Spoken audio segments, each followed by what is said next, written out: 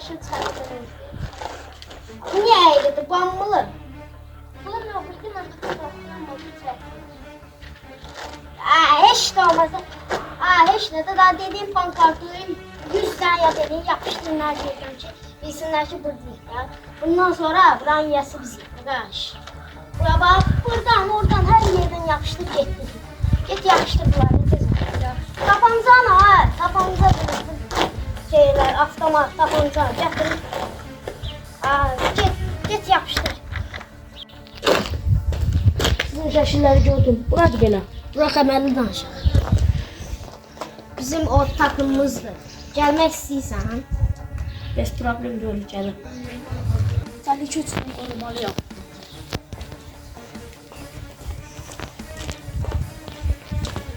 Kimsənsə? Təhlükəsizlikdən bəs kimsə. Mən də təhlükəsizlikdənəm. Silahımı ver, acil durum var, getməliyim. Allah. Getdi.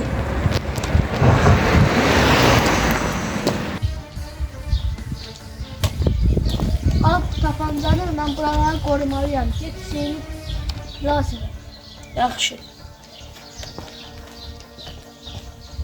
Sən belə kim eləyir? Əllərimi al. Deyirəm kim eləyir? Əllərimi al.